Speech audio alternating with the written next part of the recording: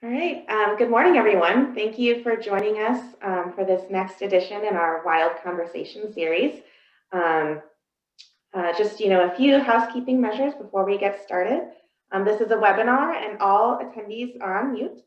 If you have questions, please type them into the Q&A or chat box, and we will make sure those questions get to our moderator. If we do need to restart this webinar for any reason, please check your email for a new link. And we are recording this session, and it will be on our YouTube channel after we finish. The Wanton Injustice Legal Detail, WILD, was started this summer to harness the collective power of Twin Cities Diversity and Practices membership and remedy systemic anti-Black racism in the Twin Cities by partnering with and amplifying the work of existing community organizations. And today, our moderator is Lucas Castor. Lucas Castor is a civil rights and plaintiffs' employment lawyer at Nichols Castor. He's a member of the Minnesota Advisory Committee to the U.S. Commission on Civil Rights, and he is our Emerging Leaders Group recruiting lead. And with that, I will turn it over to Lucas Castor and Nekima Levy Armstrong, our guests. Thank you. Good morning, everybody. Thank you, Liz, for that kind introduction. It's my honor and privilege to welcome Nekima Levy Armstrong this morning. Mrs. Levy Armstrong is a civil rights attorney. She's an activist. If you have been paying attention in any respect, you know that she's been out advocating and being an activist throughout this summer and for several years before that. She's also the executive director of Wayfinder Foundation.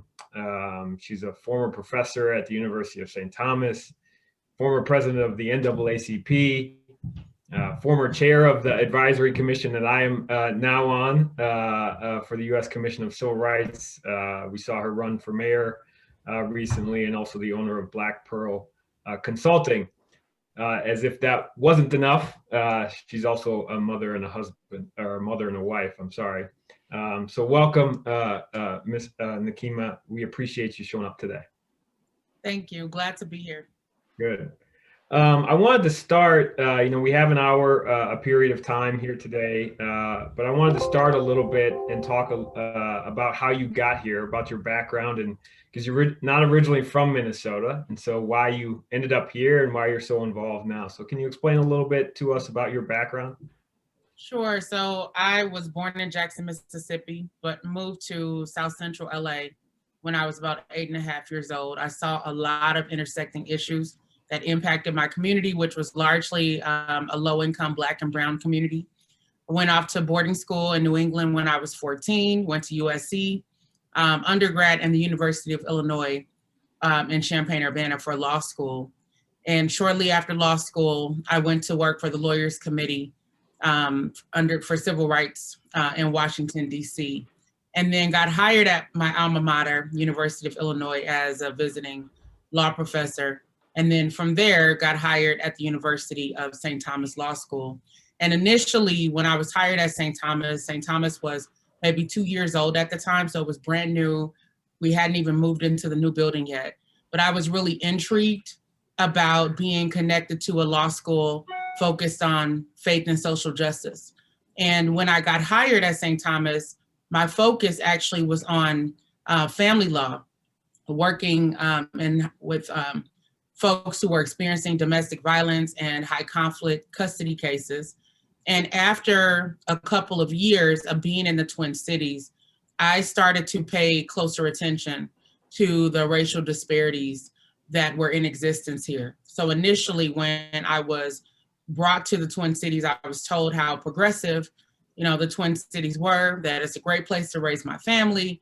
And that was my mindset, living in a suburb for the first, couple years. And then when I started looking at the local African-American papers and seeing issues regarding policing, disparities in public education, income, housing, I decided to shift from family law to civil rights and launch the community justice existence today. And it's an award-winning civil rights legal clinic. And did you, always have it in your mind growing up that, you know, being a civil rights lawyer or being involved in these issues was something that you wanted to do? Well, I made the decision when I was 9 years old that I wanted to become a lawyer. And it was largely because of the issues that were happening in my community in Los Angeles. In the mid 1980s was the start of the war on drugs. And so we had an overconcentration of police in our community, a great deal of poverty, and the criminal justice system became a revolving door in my community. And around that same time, I had seen lawyers on television advocating for people. And I said, if I can become a lawyer, maybe I can help change things in my community. And do you see, as someone who's now come to Minnesota, do you see Minnesota as your home now for the foreseeable future? Well, I would say, I've somehow been able to brave the cold. Minnesota feels like home to me after being here since 2003. It does become difficult, though, to be honest, because it seems like there's one thing after another in terms of the issues that we're having to battle. And it definitely can wear down your spirit when you are constantly having to take on the system and sometimes feeling that, there's not enough people, who are engaged in the fight. So in order to stay balanced, I try to travel, as often as I can just to, stay sane, in the midst of everything that's going on. But I'm really guided by my faith, right? This is where I feel that God has placed me. And so this is where I've been since 2003. And I really love Minnesota. I love the people here. And I love being able to fight for justice here. And do you feel as though, as someone who's come to Minnesota, one of the things, I was born and raised in South Minneapolis, but was gone for about 15 years. And one of the things that I've often heard from people that come to the Twin Cities is that it's hard to break in, that people have their group of friends that they stick with. And have you found it hard in that circumstance coming into Minnesota as someone who's obviously on the forefront of advocating for justice, advocating for civil rights? Do you find it hard for people, or have you experienced that people are resistant to you being out in the front as someone who isn't originally from Minnesota? Yeah, I think that there is some level of resistance. I think part of it has to do with the fact that I made a conscious decision to not just try to blend in. Once I realized what was happening, once I developed some level of understanding of the culture here, I had to make a conscious decision. Either I'm going to go along to get along, or I'm going to go against the grain to challenge issues, knowing that some people won't like it, knowing that there's going to be resistance, but also knowing that it's the right thing to do. So it's kind of a mixed bag. I have a lot of people who find my activism to be refreshing because I'm unapologetic in terms of just speaking the truth and letting the chips fall where they may. And other people who are uncomfortable with the things that I say, with, shutting down freeways and intersections at times.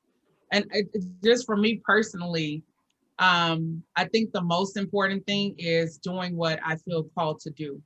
And that's to challenge the status quo and to try to make life better for those who are on the margins of society and who typically don't have a voice. And do you think, there's this concept of Minnesota nice, sort of non-confrontational sort of way of being. Do you think that in some way has impacted your work? Do you think it impacts the people from Minnesota being able to respond to these issues in an abrupt, sort of straightforward way? Yeah, there's definitely a very strong Minnesota nice culture where, unfortunately, people might smile, but not really reveal what's on their minds or in their hearts about various issues that are going on. And again, I had to decipher, aspects of the culture in order to understand what was really going on here and how we got to the place where we have some of the highest racial disparities in the country, while there's also a false reputation of Minnesota being the most progressive place in the country. And so I think a lot of that stems from Minnesota nice, but having lived in different places around the country, I've had to go in and figure out my cultural environment and some of the nuances in order to, be effective at doing the work that I do. Yeah, and I want to sort of, you've been talking about the sort of inequities that exist here in the Twin Cities in particular. And I want to transition now to talk about some of these issues in particular, specifically around the idea of police reform. There's been a lot of talk about this, since the events of this summer, but also for the last couple of years in terms of what we've seen around the country. And what is, as someone who's on the forefront of these issues, what do you see as this idea of reimagining police or community safety? Well, I would say that, first and foremost, issues of police abuse have been going on for decades in the Twin Cities and in the state of Minnesota. I would say that people started to pay more close attention to the issue in 2014 after Mike Brown, 17-year-old African-American young man, was killed by Officer Darren Wilson in Ferguson, Missouri. Now, we had some minor protests in 2013 here when a young man named Terrence Franklin was killed in the home of a South Minneapolis basement by police. He was unarmed, shot multiple times. There was no accountability. But I would say once the events and the uprisings happened in Ferguson, then people around the nation started to pay attention, as well as here. And I actually traveled to Ferguson as a volunteer through the National Lawyers Guild, had my own experiences as far as being tear gassed and just feeling like I was in the midst of a war zone in that environment. And so when I came back from Ferguson after 1 week in November of 2014, I was approached by young people saying that they were going to launch BLM Minneapolis. Would I help them? At the time, I had no idea, what help I could provide, but I showed up anyway. And literally our first action was to shut down I-35 in solidarity with folks in Ferguson, with folks in New York where Eric Garner was killed, folks in Ohio where Tamir Rice was killed, 12-year-old boy. And from that point, we started to bring attention to the systemic racism that is inherent within the system of policing. Because of Minnesota's Minnesota nice culture, I think that a lot of these issues have been allowed to be swept under the rug for many, many years. And people are able to really enjoy their lives, go to their cabins, have fun with their families, and ignore the serious racial injustices that undergird our system of policing. So I think that, it's important to kind of lay that groundwork before talking about reimagining policing. First, people need to get a grasp of what the actual problems are. And a big part of the problem has to do with the lack of discipline of police officers in Minneapolis and around the Twin Cities. And this is when they violate people's rights. Maybe they're being disrespectful, maybe they're roughing people up. Maybe they are over-criminalizing people and giving them tickets or bringing them into the justice system for very minor offenses.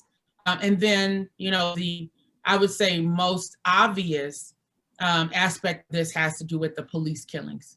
But that is after a long line of other inequities and injustices have happened that we can get to the place where police officers are able to kill people with impunity. So anyone who is interested in working in these areas, we need to understand that there's policies, there's laws, there's practices and procedures that undergird what is happening within this system. And most of the time, these things go unchallenged. As lawyers, when we are hired to take on these cases, the focus is on your individual client typically. So there's not really a body that's here that's focused on civil rights for all from a racial perspective with regard to policing. And so we've had some attorneys who've been able to come in, represent Black people who've been harmed or families, whose loved one was killed by police. And sometimes they're able to get a payout, but that doesn't necessarily lead to systemic change in terms of critically examining these policies and these laws and these practices. So in terms of reimagining it, again, looking at the disciplinary policies, ensuring that there is transparency and accountability within the system. So that means not just blindly law enforcement agencies to cover a case to the Bureau of Criminal Apprehension, knowing that they have an abysmal track record when it comes to competently investigating police killings, and then also holding police officers accountable. They've had some very shady dealings in these areas, and yet most people, when they hear, oh, there's an independent investigation, people just turn a blind eye to what's actually happening in that investigation. And then when the outcome, which 99% of the time is that a police killing was justified, people just kind of move on with their lives. And that, to me, is part of the problem. We have to wake up, we have to be vigilant, and we have to demand accountability and transparency and equity in terms of how the procedures and the rules are applied in these situations. I appreciate that rundown of where you see things going, and I wanted to touch on a couple of the points that you brought up. One of which was that I wrote down. Was this idea of, you referenced it a couple of times, shutting down the freeway, and to a lot of people, a lot of people's response, even if they may be sympathetic to these ideas in terms of police reform, their response to that may be, well, don't do it in such a way that is inconvenient. And I'm interested in your perspective in terms of why those means of protest or raising the issues was decided to go forward, and why you think that that's so important. Well, I would say that, one, I'm not as concerned about people who are breathing and people who don't have any problem with police being inconvenienced by protests and demonstrations. I think that if people realize the magnitude of the problems and the fact that we're talking about lives being lost and no accountability, at some point, the humanity in us has to come to the forefront. And questions need to be asked as far as, why would people put their lives on the line to shut down a freeway unless there was something serious behind it? I never imagined that I would be involved in demonstrations that, shut down freeways or shut down the Mall of America. But after I went to Ferguson, and also just, I majored in African American Studies at the University of Southern California. So I understand our history to some degree in terms of how what's happening now with police shootings is a perpetuation of the racial injustices that have always happened in policing in this country. And having people understand that law enforcement started out as slave catchers, right? And so that history is still with us in terms of some of the tactics and the mechanisms that are used to go into poor Black communities and to essentially act as an occupying force. If you look at the city of Minneapolis, for example, over 92% of officers don't even live in the city of Minneapolis. So they have no nexus to the community, no vested interest in our well-being as a community, but they're allowed to come in from the suburbs and exurbs, primarily all white communities, and exert authority and control over people who live here, often people who are experiencing socioeconomic issues and barriers to upward mobility, which plays a role in terms of some of the things that happen in our communities. And so I'm not concerned about inconvenience. Dr. King even talked about it. He talked about how, in his 1963 letter from a Birmingham jail, he said, listen, I'm not as worried about Ku Klux Klanners or the white citizens counselors. I'm looking at the white moderates. You all are worried about inconvenience. You're worried about, the time that we're spending in protests, and you're telling us that through the passage of time, it's going to cure these racial inequalities that we're dealing with. Well, you're part of the problem if that's what you think. And you're willing to comment from the sidelines, but not get involved in using your power and privilege to affect change. And I think that a lot of that is going on here, where people think that there's other methods that make them feel comfortable that are going to lead to change. And I haven't seen it happen yet. And I'm saying this as a law professor who ran a civil rights legal clinic for many years, where we wrote position papers, authored scholarly articles that appeared in major journals around the country, went to the legislature, went to the boardrooms, went to backroom meetings, we talked to the media. We did everything that we could to try to raise awareness about these issues. And often because we were nice rules, people in positions of power, as well as mainstream white Minnesotans, cast a blind eye to these issues. And so I've been able to see the shift in terms of going from that particular approach to actually going out in the streets, and the leverage that we're able to have because they know that we are committed to this cause and awareness and pushing for changes. For me personally, I have here now, after, being arrested, a couple of times, after being charged with 8 misdemeanors, after we shut down the Mall of America, it has taken the fear out of me. And I further empathize and understand what Rosa Parks went through when she refused to give up her seat to a white man and she was arrested, what Dr. King went through, having been arrested dozens of times for standing up for freedom, justice, and equality. And so those who care more about comfort and convenience are part of the problem, especially if you're not using your power and privilege to challenge the status quo. And I think that transitions very well to one of the thoughts that came into my mind as you were talking. And I think is sort of the concept that you're circling around that I have thought about for a while, in the sense of, in response to everything that happened this summer and previously, there has been certainly a focus within the Twin Cities community about this idea of police reform. And my response in some respects has been, yes, I think we need police reform. We need to have a serious conversation about that. But we also need to look at ourselves as general community members, because once we start saying, well, it's only the police is the problem, we relieve ourselves of any sort of personal responsibility and personal involvement. And I just wonder what your thought process is on that. I think that's what you're sort of talking about, that each person needs to take, get involved, take their personal responsibility, but just interested in your thoughts. Absolutely. So if you look at the shooting of Terrence Franklin, which I mentioned earlier, 2013, Jamar Clark, 2015, November 15th of 2015, young African-American man who was standing at the back of an ambulance. 2 officers approached him and basically, put him in a chokehold, slammed him to the ground, and in 61 seconds, he was dead. And in front of dozens of Black witnesses in North Minneapolis.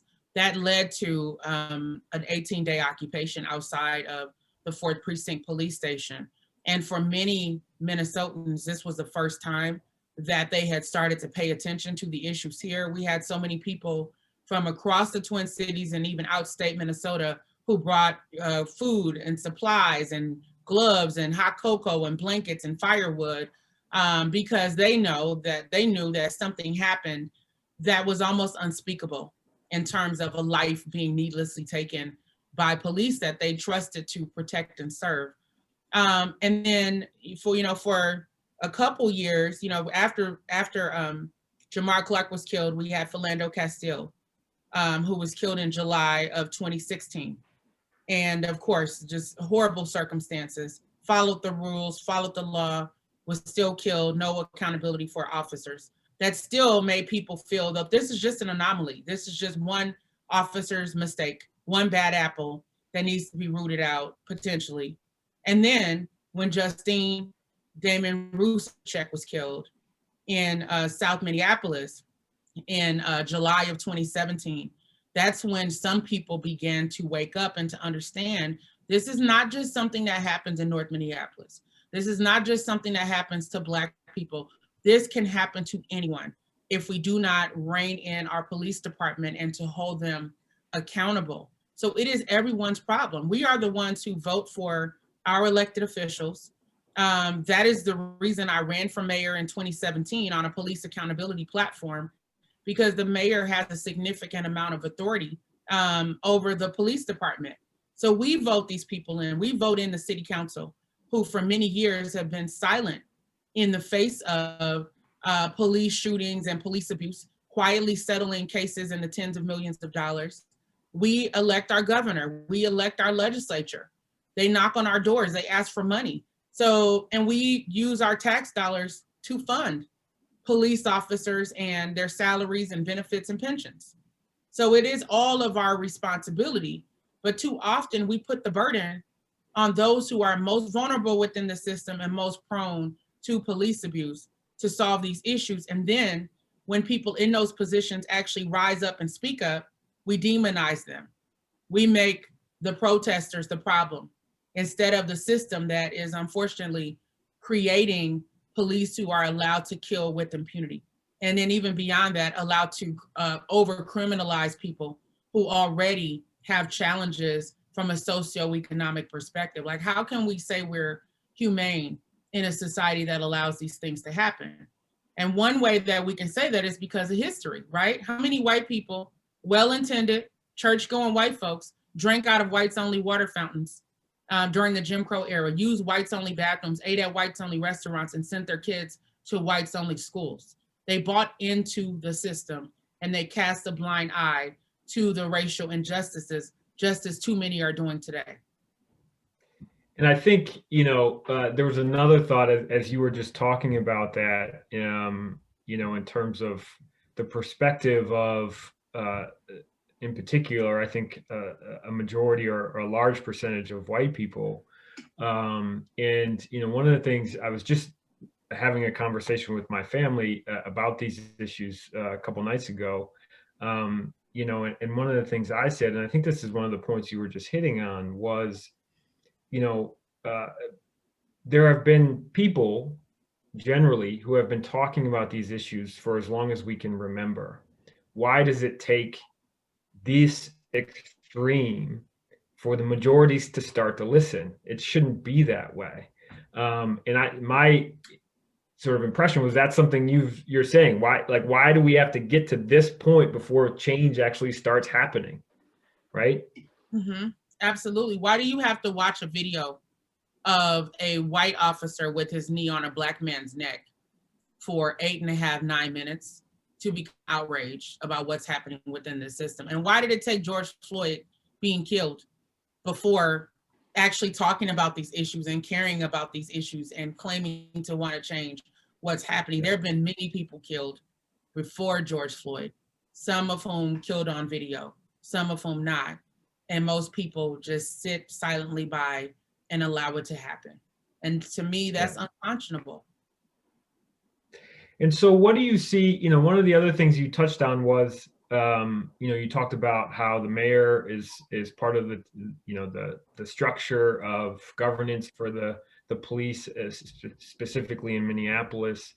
There's been some discussions this summer about redoing that. The city council has been investigating new measures to, split the department into a public safety department. And it's something we've been talking about during the process of these wild conversations, and, have gotten different perspectives on it. I just wonder what, someone who ran for mayor, what your perspective is on how we can affect that change and what we should be looking for people in those positions.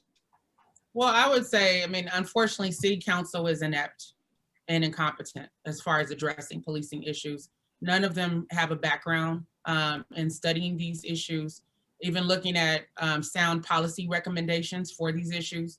And I'm saying this as someone who has gone to City Hall on multiple occasions, testified before city council members and the mayor, as well as met privately with many city council members to get them to take action, as opposed to just continuing to rubber stamp settlements behind closed doors.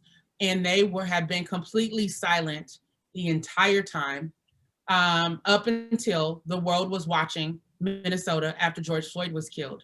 And what I saw in that whole debacle that happened in Powderhorn Park was really a power grab at the end of the day, going from the vested power over the police, essentially in one person, which is the mayor, who we can hold accountable, and dividing it between 13 city council members as well as the mayor. And my thought is, first of all, you all don't agree. And so what is that gonna do, when you're trying to make a major policy decision and there's no agreement amongst the 14 of you on which direction to go? That's gonna leave the people out in the cold. And then who do we actually hold accountable when the job is not done? That's what I saw. I saw a power grab. I saw people trying to snatch headlines, going on CNN without any real substance behind what was being proposed, with no research, no focus groups, no real engagement with the community, but putting forward very radical ideas when you've had ample opportunity before George Floyd was killed to actually use your power that you do have. So I was not in support of what City Council was proposing as far as dismantling the police and putting in a new Office of Community Safety for all the reasons that I just mentioned. And I said, you know, we need to take a step back and actually engage the people who are most impacted. First of all, you go to Powderhorn Park, very few Black people there, and we're the ones who suffer the highest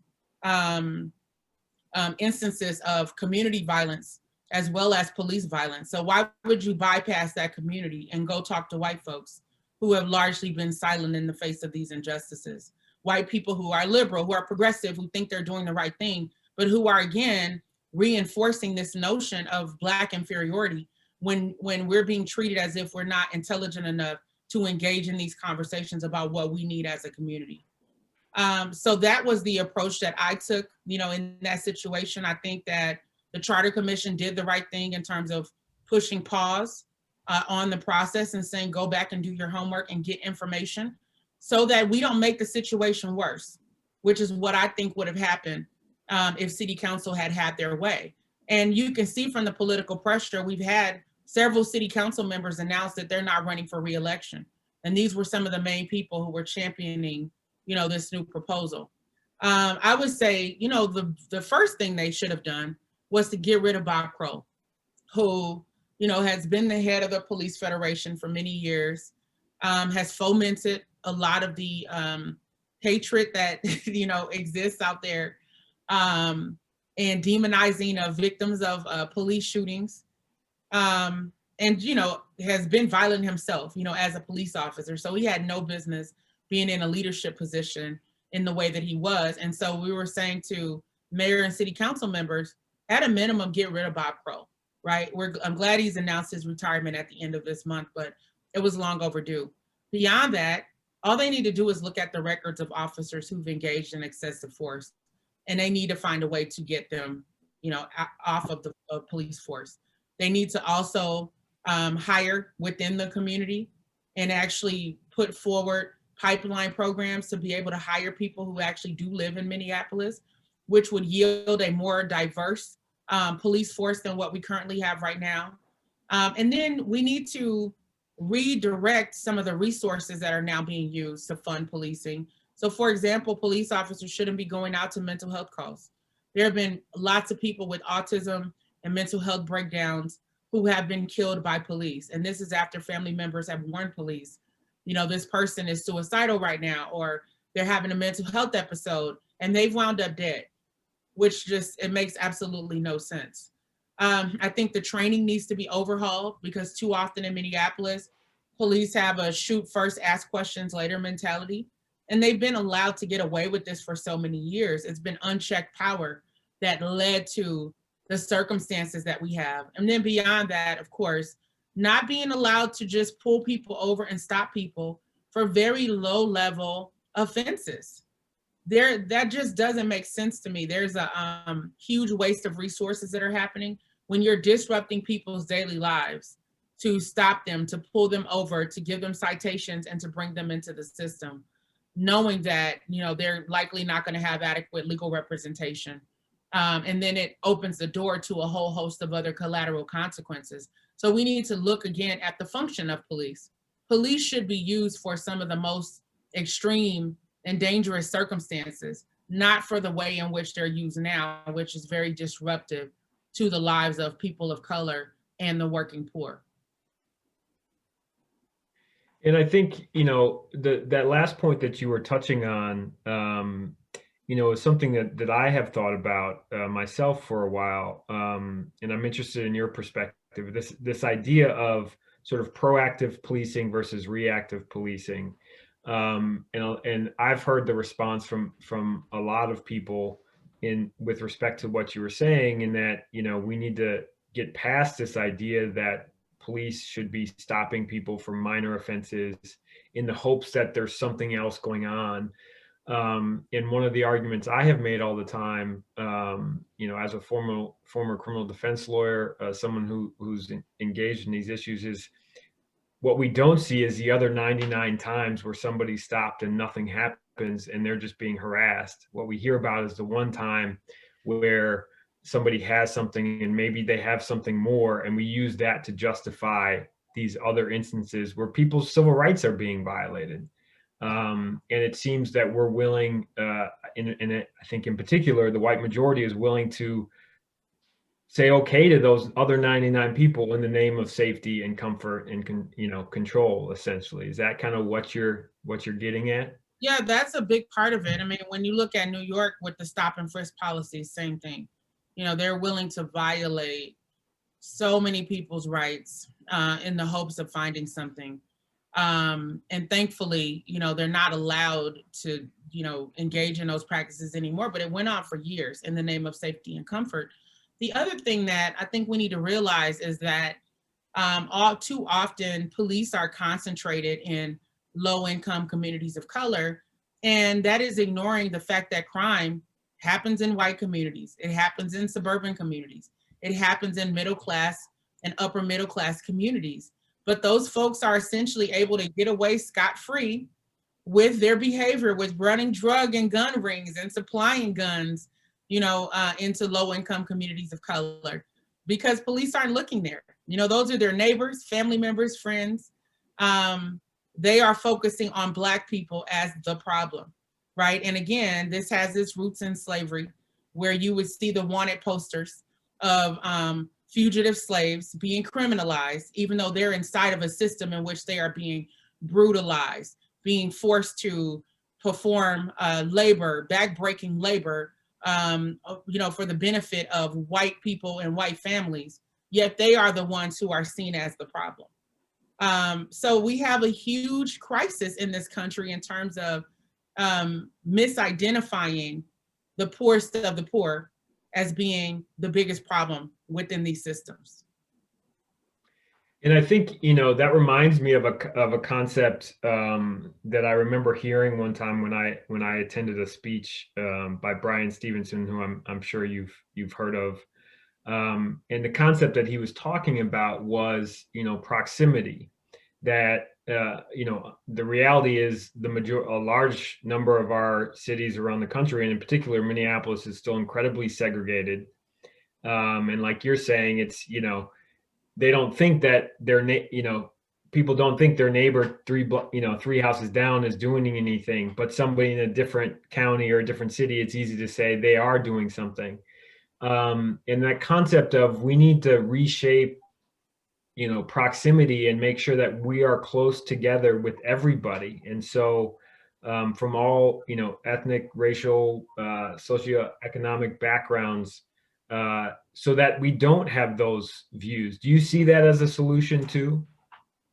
I'm not sure that I see that as a solution, to be honest with you, because what we see most often in communities where there is some diversity is white people calling 911 on Black people. And that is very deadly and it's very dangerous. And it's often for, somebody has a boom car where they're playing music too loud, or they're hanging out in front of their home. It makes me uncomfortable. And they're calling 911, right? Knowing that there could be deadly consequences. I even had an incident that just happened on Saturday where I went to a local FedEx. I had a package redirected there from my office because I kept missing the FedEx people. And I'm like, oh, it'll be easier for me to just go to FedEx downtown and get my package. Well, I showed my ID, showed the tracking number, showed the text messages from FedEx. And the person said, well, you need to verify that you have some kind of connection to this address. I'm like, well, that's my office. You see my name, this is me. I had the package delivered here. And it just became a situation where I challenged their policy.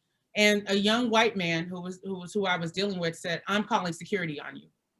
Like, it really went from 0 to 100. And I'm like, if I was white, you wouldn't even think about calling security. But the fact that I was a Black woman coming in that environment, I had a hoodie on, all of those things played a role in that person feeling that they could exert authority over me, and then that they could call security on me. So it's dangerous. It shouldn't have been dangerous for me to go to FedEx, but that is how I felt in the midst of that kind of circumstance. And it happens to Black people all the time. We're shopping in Target or wherever. Black people get trespassed all the time for asserting themselves or being too loud, according to the staff who work there. And then they are able to call the police, et cetera, et cetera. So unfortunately, because of the root of white supremacy that has not ever been addressed in this country, and the fact that police are often going to give deference to a white person over a Black person, it becomes dangerous when people live too close to each other in those circumstances, which is sad, but it's just the reality. Right. I think that if you want to have a cultural enclave, whether it's Hmong people living in that cultural enclave or Latinx people or Native American people or African American people, you should be able to do that without worrying about police needlessly taking a life in your community or criminalizing the people who live there. I shouldn't have to live next to white people in order to feel safe and protected. So that's why I challenge that notion, of proximity. I understand where Brian Stevenson is trying to go, but the reality of the situation doesn't necessarily square up with that mindset. I don't think just saying, oh, let's all integrate, let's all kumbaya, that hasn't worked, because how we perceive integration is typically anyone who is othered having to assimilate towards what white people think is important. And that does not work. If you have a different cultural background, different language, different religion, you're not gonna fully be accepted. And you have to actually shrink who you really are in order to be acceptable to white people. And that's something I personally refuse to do. All I can do is be myself, and people accept it or they don't. But I shouldn't have to completely shift who I am to make white people feel comfortable. Yeah, it's a great point, and I really appreciate you sharing your perspective on that. And I there was one other thing that you were talking about, with respect to, in particular, with city council and their plan going forward. And I was interested in your perspective on, because obviously we want our people who are in our governance to make the right decision. And sometimes that takes time in terms of research and development. And one of the things I've struggled with a lot is, how do you balance that time versus correcting the situation now? And I'm interested in your perspective on that. Well, I think with regard to research, there's all kinds of best practices already, written down in terms of, how police can function in a more just manner. There are already experts out there, some of whom are former police officers who have gotten into the business of trying to create more equitable systems of policing. So it's not that there's a shortage of information, research, or experts. There is an unwillingness often on the parts of those who are in positions of authority to actually take whatever time it takes, however short or long, to do that research and to engage the people who understand, and including the community, right? Which has its own ideas about what it needs to feel safe. And I think that if city council had actually just the same amount of energy they put into appeasing white people in Powderhorn Park, they could have brought to North Minneapolis, they could have brought to Cedar Riverside and other communities that are impacted by police violence, and ask people, what do we want to see? And couple that with the best practices. Beyond that, some things are honestly just common sense, like removing the police officers who have a history of excessive force from the force to the extent possible.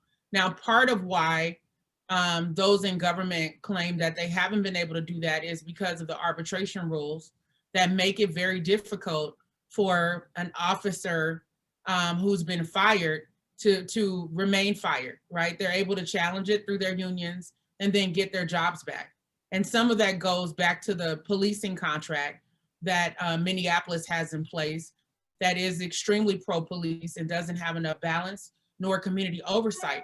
So a couple of years ago, a group formed of individuals, including a couple lawyers as well, to look at the police contract in Minneapolis and to make a series of recommendations. Some of it included police officers not being able to work a full shift and then go work overtime, because of being fatigued, which is what some people attribute to why Mohammed Noor killed Justine Damon Rusacek, being exhausted from working all these different shifts and there not being accountability and checks and balances. Officers having to carry their own professional liability insurance. Because if you can be reckless on the job and then the city pays for it, there's no real checks and balance. There's no harm to your family, if it's not coming in your pocket. And so that's a recommendation. So there are very clear and concrete recommendations that would help address some of these issues. But again, those who are in positions of power often don't have the political will to do what it takes and the courage to stand against whatever hostility they may face from the police and sometimes from the white majority who empathize with the police no matter what they do. And you referenced this idea of, community oversight. There's a couple commissions and committees that we've talked about in previous sessions that I think you're alluding to in terms of, the BCA and people who are currently involved in, investigating or disciplining officers. What do you see as potential solutions to holding officers accountable in terms of community oversight, like you're referencing? So there's a local grassroots organization called Twin Cities Coalition for Justice for Jamar that formed in the aftermath of Jamar Clark being killed. And they are pushing for community control of police based on a model that has come out of Chicago, where there is, specific oversight by community members with regard to, looking at police involvement in incidences, critical incidences, providing, disciplinary recommendations, being able to fire and hire, things like that. That hasn't gained as much traction as maybe it should. And I think that part of that just has to do with the fact that most of us are comfortable with the system that currently exists because it may not have a direct impact on our loved ones. So we're comfortable, ceding that authority to people who unfortunately haven't been responsible in terms of managing the amount of power that law enforcement officers have and not providing appropriate checks and balances within that system. For many years, Minneapolis did not have a decent disciplinary policy. They were supposed to have an early warning system in place so that if an officer, for example, has a pattern of being disrespectful, talking down to people, the early warning system would trigger, an alert so that there could be an intervention to try to address the behavior or to decide, does this officer need to be removed? And even with their psychological testing, it is not adequate for addressing the issues that we're talking about. Most of the psychologists, of not all, are white, and they, beyond the initial interview regarding the psychological issues that people may have when they become police officers, they don't continue that testing after somebody's been on the job for 5 or 10 years and has, been burned out or has had a lot of stress and trauma. So you have a lot of cops walking around with PTSD. You have a lot of cops, which has been documented in the Star Tribune, who have a history of engaging in domestic violence amongst their partners and spouses. And yet they're still on the force as if this isn't an indication of violent tendencies, right? And so we see this information, but how many of us are going to the mayor, going to city council and demanding that there be some accountability or those officers be fired or they put in some type of a program or initiative to disrupt the cycle of domestic abuse that officers have been allowed to get away with? So I think that there are some really simple fixes, but again, there's a lack of political will and there's a lack of sustained public pressure as the reasons why these changes don't happen and reasons why people suddenly wake up from a slumber when there's a national catastrophe and then they go right back to sleep as if the rest of the system is fine. And that's the cycle I've seen over the years, time and time again. And it's sad and it's also infuriating. Yeah. No, I 100% agree with you there. And it's something I think we touched on the other day when we were preparing is that, not only did it take the murder of George Floyd but it took it during a worldwide pandemic where people basically couldn't leave their houses for people to start, really taking some action, to that extent. So I think that that's a great point. There's a question that's a little bit of a change of topic, but I wanted to at least pose it to you from one of our participants. They're wondering if you're running for mayor again. The short answer is no. I'm not running for mayor. When I ran the first time, I knew that I was more than qualified for the position. I predicted that Minneapolis would become the next Ferguson if we didn't rein in our police department. Like, we're living in a tinderbox and people don't know it. So I knew, based on my background, extensive experience, that I was qualified. But I said, I'm only running once, at this point. If people are going to support me, support me. If you're not, you're going to get what you vote for. And that's essentially what happened. And I don't want to be in a position of having to put on a cape as a Black woman who already carries a lot of weight and responsibility as a volunteer, out in the community trying to address these issues, to try to fix all of this when we had an opportunity to be proactive before it got to this point. So I'm living my best life, with my family. I have 4 biological children. My youngest is 3.5. So, she's out on the front lines with me sometimes, but, I really feel a sense of peace. Not at this point being in that position. I did what I could, but I also asked people to step up to the plate and run, and take on the responsibility for helping to shape what happens. I'm still very much involved. I mean, I can pick up the phone and call the current mayor, the chief, whomever, when an issue arises, but I'm not planning to run myself, no. Well, thank you for letting us know that. We have a couple minutes left here, and I wanted to kind of finish up with what you're talking about. And you just referenced, other people need to step up and step into these roles and not do it in a comfortable way, to do it in a way that is pushing the boundaries and pushing these issues. And that, I think, as you've, I'm sure, experienced, there's going to be some backlash. There's going to be some pushback, but that's what happens when you're, advocating for these issues. And what do you see?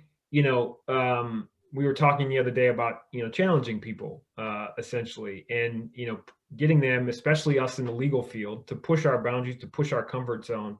What do you see as some of those things that people can do to get involved, to push their envelope, to push past their comfort zone?